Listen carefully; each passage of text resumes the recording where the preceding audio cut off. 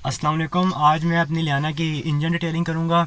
इसकी इतनी गंदी हालत बारिशों के बाद से है, इसके ऊपर ऑयल या ग्रीस का स्टेन नहीं है, सारी जस्ट मट्टी है। और जो इसका हुड इंसुलेटर है इसकी भी काफ़ी गंदी हालत है, ऊपर लेयर्स जम गई हुई हैं ऑयल की और फट भी गया हुआ है। ये मार्केट से मुझे नया मिल नहीं रहा, इसलिए मैं इसी की डिटेलिंग करूँगा। डिटेलिंग से पहले जो इंजन की हालत थी वो थी ऐसी, और डिटेलिंग के बाद जो इंजन की हालत होगी वो होगी ऐसी। जितनी गंदी हालत हुड इंसुलेटर की थी, सबसे पहले इसको ड्राई ब्रश से साफ़ किया ताकि जो भी लूज़ डस्ट है या जो भी लेयर्स हैं ऑयल ग्रीस की, वो जो मोटी मोटी लेयर्स हैं वो साफ़ हो जाएं।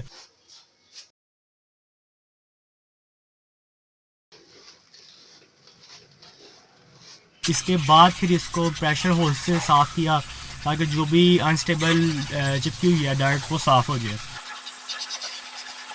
बेसिकली जितना गंदा था, सबसे पहले मैंने इसको सोपी वाटर से साफ़ किया, मेन एरियाज़ जो बहुत गंदे थे। उसके बाद फिर मैंने इसको प्रॉपर डिटेल किया। वीडियो को मैं फास्ट फॉरवर्ड कर रहा हूँ ताकि आप बोर ना हो और आप सारा देख भी लें। हुड इंसुलेटर को साफ़ करने से पहले आपने लाजमी अपने इंजन बे को कवर कर लेना किसी प्लास्टिक शीट से। मैंने भी एक प्लास्टिक की शीट से कवर किया था अपने इंजन को, इस वीडियो में शो नहीं हो रहा। और लाजमी करना ताकि उसके ऊपर कोई डर्ट या कोई पानी डायरेक्ट ना गिरे। बाकी मैं तो आपको यही सजेस्ट करूँगा कि अगर आपका इतना गंदा हो जाए और फट जाए हुड इंसुलेटर, तो बेहतर है ऐसे चेंज कर लें। और ऐसा नहीं कि आपका ये गंदा हो गया तो आप उसको उतार दें और रिप्लेस ना करें। अगर आपकी गाड़ी में लगा हुआ आया तो आप लाजमी इसको रिप्लेस करें। मेरे केस में मैंने काफ़ी ढूंढा लेकिन मुझे मिला नहीं ये नया हुड इंसुलेटर, तो इसलिए मैंने इसी को साफ़ किया।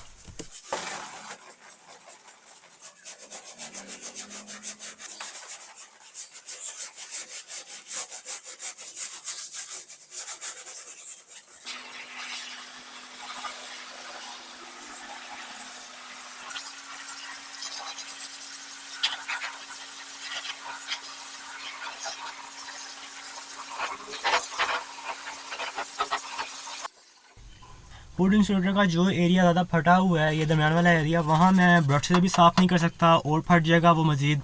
तो इसलिए मैंने जस्ट सोपी वाटर उसमें अच्छी तरह स्प्रे कर दिया और उसको पेंटेड होने दिया। और उसके बाद उसको ब्रश किए बगैर ही मैंने प्रेशर वाटर से साफ़ कर लिया।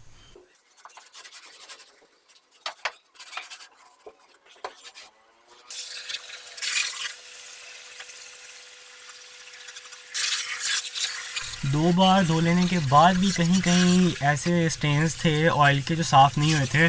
तो इसलिए बेहतर ये है कि अगर आपका ज़्यादा गंदा हो तो आप किसी कपड़े पे या किसी टिश्यू पेपर पे पेट्रोल लगा के ना वो एरिया या फिर कंप्लीट अपना हुड लाइनर साफ़ कर लें ताकि उसकी लुक निकल आए। देखने में ऐसा लगता है कि ऐसा साफ़ नहीं हुआ, तो इसको डिफ्रेंशिएट करने के लिए आप पहले ये बिफ़ोर की पिक्चर देखें और अब ये आफ्टर की पिक्चर देखें तो आपको हो जाएगा अंदाज़ा कि काफ़ी हद तक साफ़ हो गया।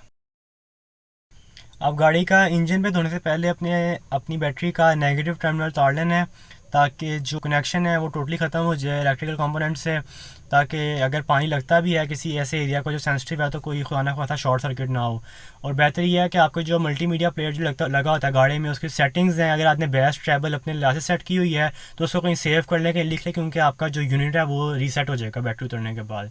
इसके अलावा आपके जो रेजर वायर्स हैं, फ्लूइड्स की बोतल हैं, ब्रेक ऑयल का हो गया, क्लच फ्लूइड का हो गया और ये डिपस्टिक हो गया, इनको आपने अच्छी तरह चेक कर लेना है कि ये टाइट हैं। और जो भी चीज़ें आपको सेंसिटिव लगती हैं, जैसे आपके कनेक्शंस हो गए, सेंसर के कनेक्शंस हैं, थ्रॉटल बॉडी हो गई और आपका लाजमी जनरेटर जो अल्टरनेटर, इसको लाजमी ऐसी चीज़ों को आपने कवर कर लेना है।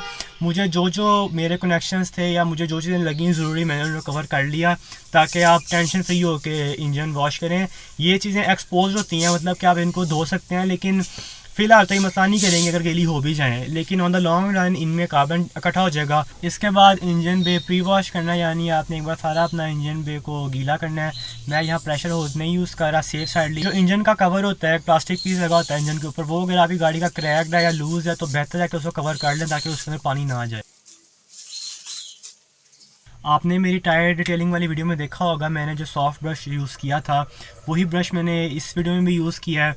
उसके फाइबर्स काफ़ी सॉफ्ट होते हैं तो पेंटेड एरियाज़ भी आराम से साफ़ हो जाते हैं और बाकी भी जो टफ साइड्स हैं या फिर जो टाइट कॉर्नर्स हैं उसमें भी आराम से ये काम कर सकता है। आप कोई भी ब्रश यूज़ कर सकते हैं, इवन कपड़ा यूज़ कर सकते हैं, और टाइट एंड्स के लिए सिंपल सी ब्रश हो गया वो भी काम करेगा। और ये स्टेप आपका मेन स्टेप है, इस पर आपने अपना प्रॉपर टाइम लेना है, जल्दबाजी नहीं करनी। जो भी आपको एरिया लगता है कि साफ़ होने वाला है, बेशक वो छुपा हुआ है, जहाँ भी आपको लगता है आपने अच्छी तरह साफ़ करना है, किसी भी पार्ट को, किसी भी चीज़ को नहीं छोड़ना।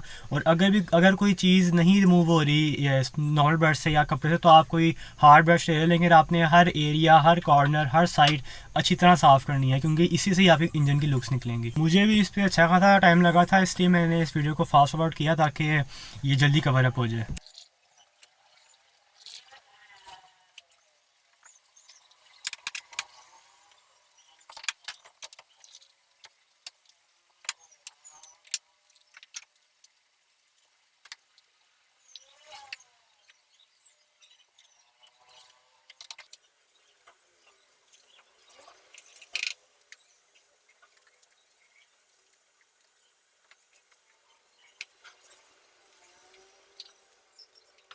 मेन वॉश के लिए मैंने स्प्रे गन यूज़ किया है, ज़्यादा प्रेशर यूज़ नहीं किया। इसमें थोड़ा टाइम लगता है, लेकिन इससे भी हो जाती है सेफ साइडली।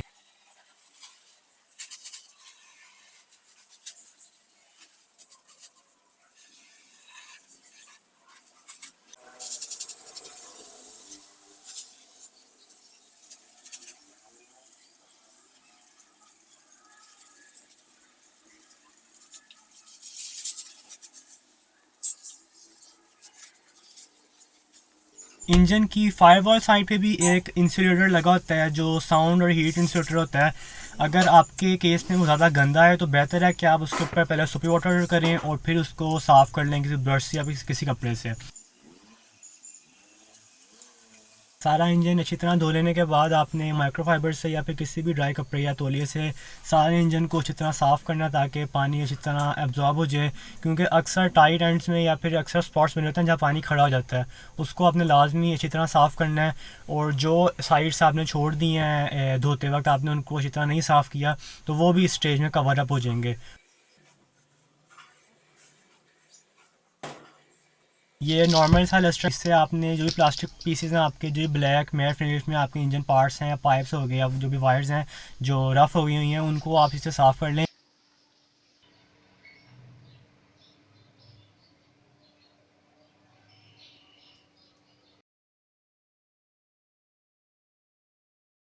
सब साफ़ कर लेने के बाद आप अपनी गाड़ी को तकरीबन 2 से 3 घंटे छोड़ दें। और अगर आपके पास लीफ ब्लोअर या ब्लो ड्रायर है तो सेफ साइड उससे भी एक बार साफ़ कर लें। और फिर ये ड्राई होने के बाद आप नेगेटिव टर्मिनल अपनी बैटरी का लगाएं और गाड़ी को स्टार्ट छोड़ दें 5 से 10 मिनट के लिए।